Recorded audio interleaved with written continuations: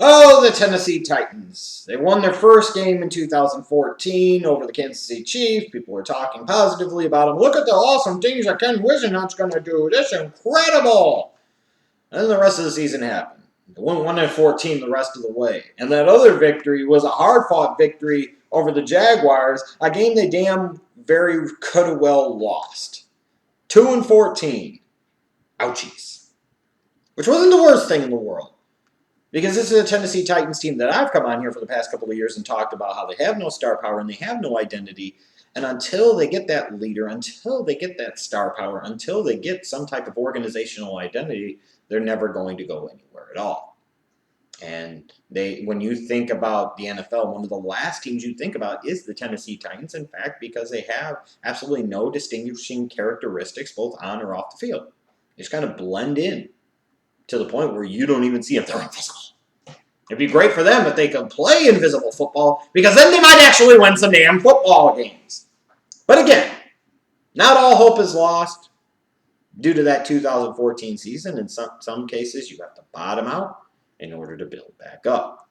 Now, in terms of this offseason, they went a little bit into free agency and signed guys like Brian Orakpo, and getting a guy like Hakeem Nicks, signing guys like Parrish Cox, what have you. But this was ultimately going to be about the NFL draft this offseason. Yes, they re-signed Derek Morgan, Skippy Skip, what who gives a fuck?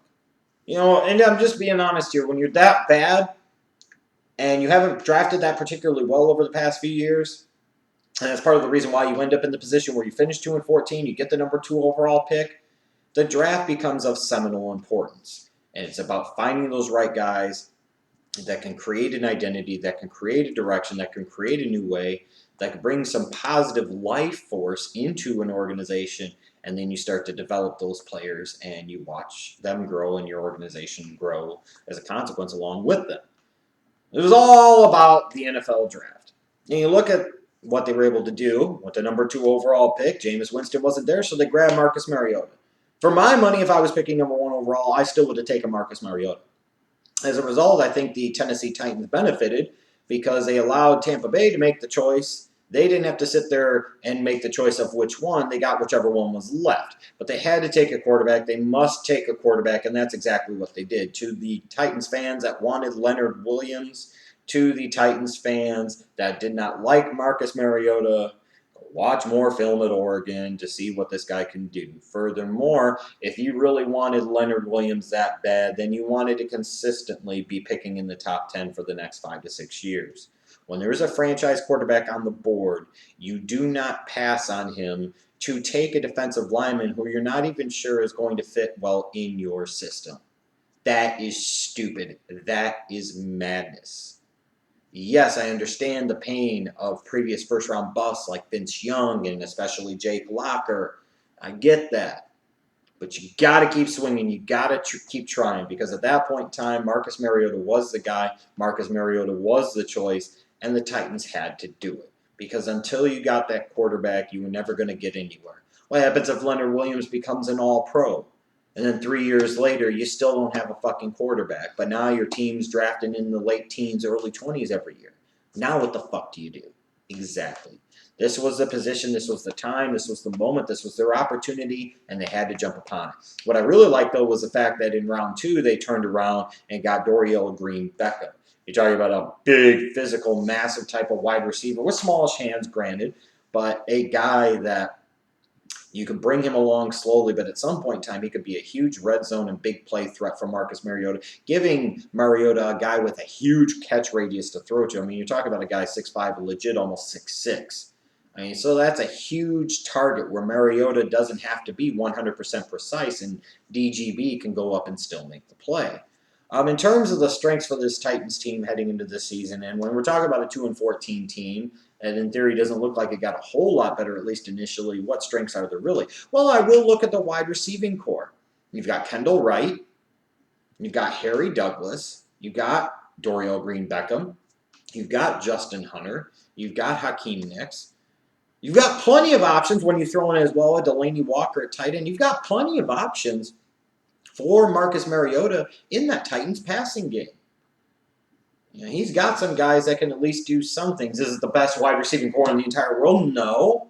But it's not a unit filled with scrubs either. Yes, it would be nice if Justin Hunter actually showed off his big play potential and talents more consistently. Yes, it would be nice if Hakeem Nicks could actually find the end zone. Yes, Harry Douglas benefited a lot from playing alongside Julio Jones and Roddy White in the past. That's true, but he also could sit there and be a guy on the outside to at least a certain degree. I look at that wide receiving core you're throwing at Delaney Walker and his speed up the middle. And this is a Titans offense that should be able to move the ball through the air, and they may need to because of their lack of running game. I look at that offensive line as well, though, and I see an offensive line unit that could at least be solid, and that is key. That is important with a young quarterback like Mariota. You want to be able to protect him. You got to keep him upright. You got to keep him healthy. You got to keep him off the ground.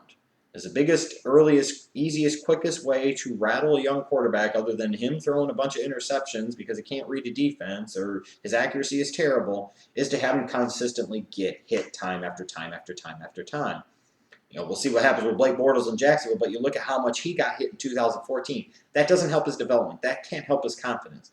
So the Titans have a solid, I think, offensive line that should help. And then you look on the defensive side of the ball, obviously you've got Jarrell Casey, and I say obviously even though a lot of people really don't know much about Jarrell Casey, the dude is a fucking monster. The dude is a beast. Where everybody will talk about a J.J. Watt, and understandably so, the best defensive player in the National Football League, one of the very best players, period, in all of the National Football League. Jarrell Casey is a monster. He is a beast. There is no question about it. And he is one of the more underrated players, offensive or defensive side of the ball, in my opinion, in all of the National Football League. And when you talk about building a defense around somebody, a Jarrell Casey is not exactly a bad place to start. Sure, you would take a J.J. Watt, but a Jarrell Casey is not a bad kind of second fiddle, if you will.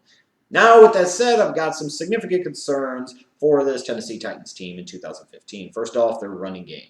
And David Cobb is on short-term IR. I've never been really impressed with Bishop Sankey. I think they brought in, Terrence West. Hopefully Terrence West will give them a little bit of something. But at the end of the day, this was a team that really didn't run the ball all that well last year with Bishop Sankey and Sean Green. My God, I don't really see where they got a whole lot better this year. I mean, maybe once Cobb is healthy and he gets an opportunity, he could be the one that takes it over, and I think he could. But again, I do have some concerns about this team and their ability to run the ball. I'm not a huge fan of Bishop Sankey. I didn't really see much of anything out of him last year that was impressive at all. I also look on the defensive side of the ball, and that's where you got to start. You bring in a guy like a Dick LeBeau to work with a Ray Horton. You're expecting big changes out of this Titans defense. Well, I'm not that sold on their secondary. I don't really like what they have on the outside at corner or, frankly, at safety either. And then I look at their ability to rush the passer. I look at what they've got on the edges. Yes, they've got Jarrell Casey. And yes, they brought in Brian Arakpo. And they've got Derek Morgan. But I still have a concern about whether this team can consistently get pressure on opposing quarterbacks. And while maybe they'll have some schematic improvements with Dick LeBeau in the fold helping out, it's one thing to fix the X's and O's. At some point in time, you got to have better Jimmies and Joes. And frankly, the Titans need better Jimmies and Joes in that linebacking core.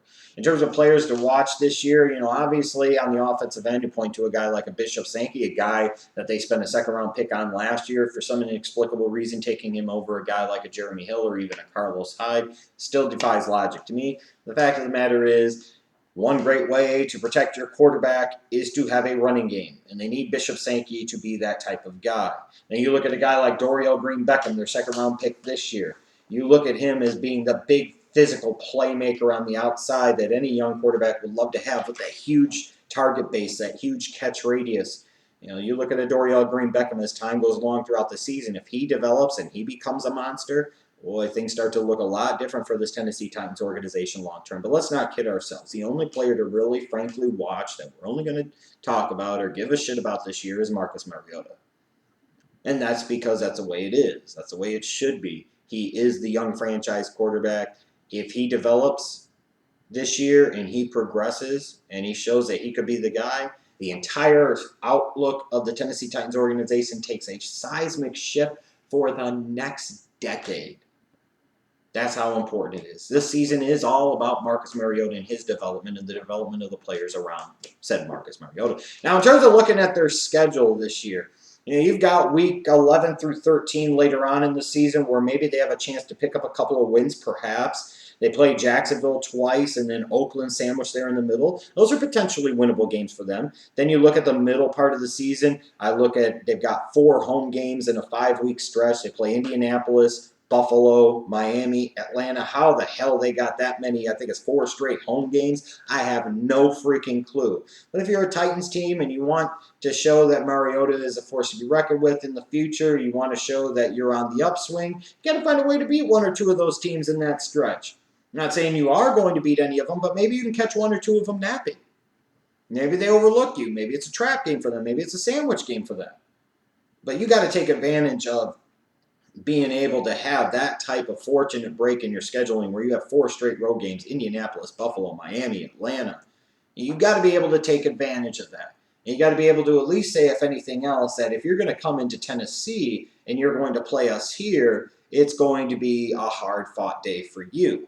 And that's a great place to kind of establish that going forward. But ultimately, the game that I want to see is right away in week number 1, and that's where they go to Tampa Bay to take on Jameis Winston and the Buccaneers.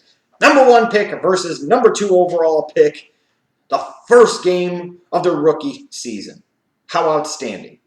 If these guys both become long-term NFL starters, we might only see this game once every 4 years. So I know I can't wait to bask in the glory of it. I'm looking forward to it. It's probably the game above all else, as much as anything else in week number 1, that I'm looking forward to the most. Even as a Bears fan, seeing the Packers on the schedule. From a pure excitement and intrigue standpoint, the game that fascinates me the most in come week number 1 is the Tennessee Titans traveling to Tampa Bay to take on Jameis Winston and the Tampa Bay Buccaneers. And if the Titans could go into Tampa with Mariota, and Mariota outplays Jameis Winston, and or they beat the Buccaneers, then Titans fans and the organization as a whole has to feel a whole lot better of what could come in the season, what could happen going forward. Now, granted, this is still not going to be a very good Titans team in 2015. I mean, maybe if they get lucky in the fact that I think the Texans will take a step back and the Jaguars still aren't all that particularly good, this is maybe a team that could win 6 games. You know, maybe they get a little confidence with the talent that they have outside in the passing game. Maybe they get a little more out of the running game. Mariota shows that he can be that dude. You know, this is a team that maybe could win 6 games. And it's also a team that could sit there and win 3 or maybe 4 and be picking in the top 5 again next year. Because, again, they're not all that particularly good. But that's okay, because again, this season is all about one thing and one thing only. Wins and losses are important to a degree, yes, but this year is going to be all about Marcus Mariota, and that's the only thing that frankly matters.